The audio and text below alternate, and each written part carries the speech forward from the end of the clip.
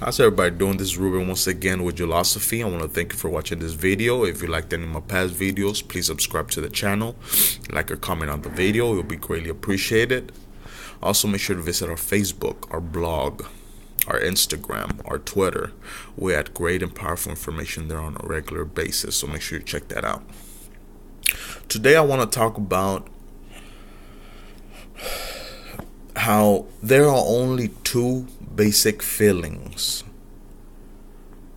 when it comes to our emotions. There are only two basic feelings. There are only two.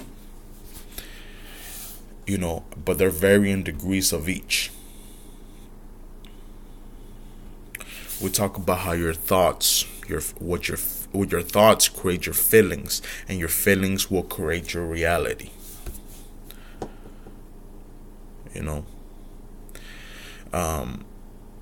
This thing goes back to prayer. Think about it. What is prayer? And in all religions, it's talked about prayer. What's prayer? Prayer is nothing but thinking the correct thoughts, having a correct attitude toward whatever situation you're having. It's like you're asking God, you're asking the universe, whatever you believe in, for you to overcome it, for a blessing. You're asking for a blessing. Think about it.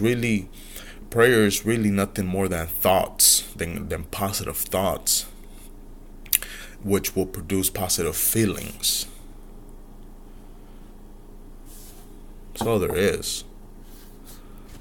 We talked about how Albert Einstein and Thomas Edison at the end of the century both said that the brain, they said that, not me, they said that the brain, the human brain, is a transmitter and a receiver of frequency.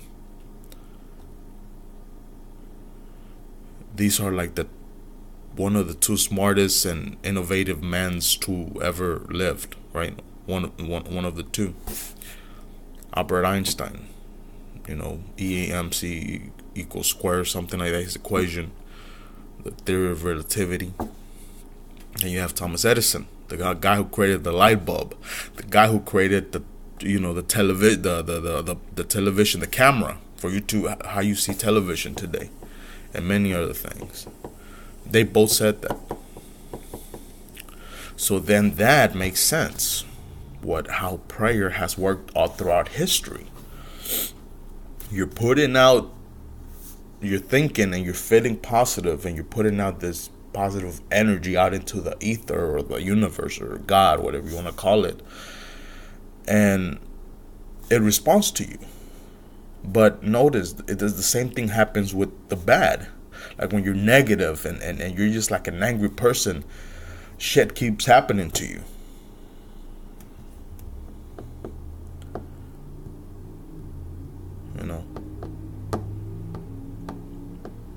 And I'm not really saying there's a difference between science and spirituality.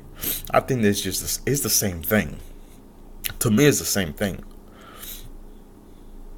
It is the exact same thing.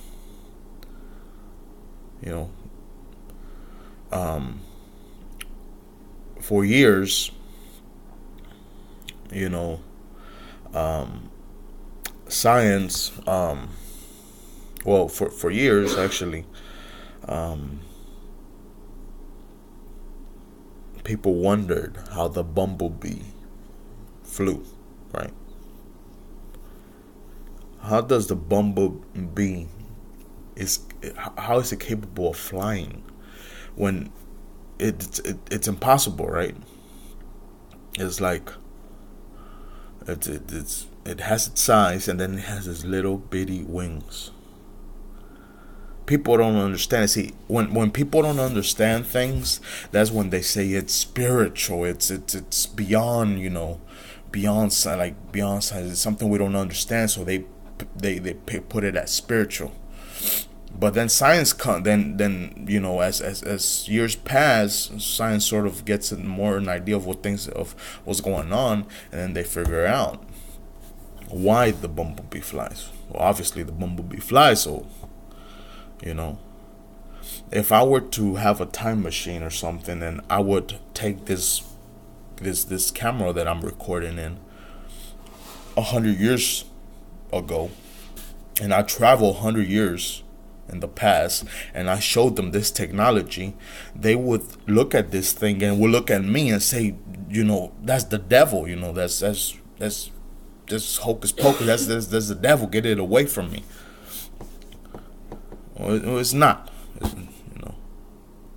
It's just, as time goes on, sort of science picks up. But I mean, it is what it is. It's so I don't have no thick line between science and spirituality. I think it's the same thing. It's just, it's sort of like spirituality is like the road, and science is just traveling through it and discovering it, right? That's all it is. So feel good. That's the number one goal every day and in all situations, is to feel good. How do you feel good? By getting the habit of thinking positive, thinking more positive thoughts, thinking more hopeful thoughts. Plugging into the system, the philosophy system, and a system that other successful companies throughout history have always been a part of, and that's reading books, listening to audios, positive audios. And there's no right or wrong when I say positive audios or positive books. Whatever makes you inspired, to feel empowered. So reading books, listening to audios, going to events or gatherings. Maybe for you, a certain religion inspires you. When I say events, I mean church, even church.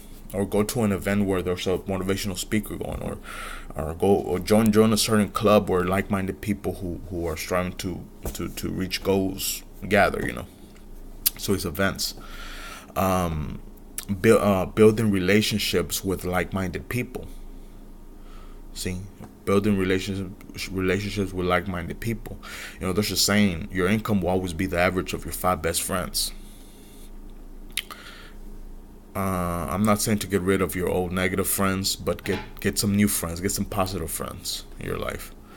So because we're not perfect. We sometimes, we miss the ball. We miss the ball just like Tiger Woods misses a hole, right? He's a great player, but we're not perfect. I miss the mark at times.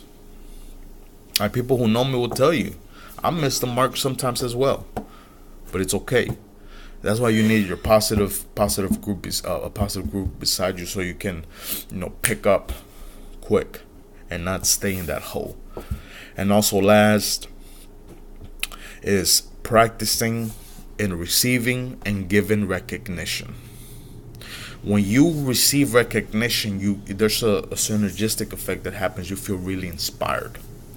It's like when you had a gold star when you were a kid, and you did great that day, and the teacher put it on your forehead.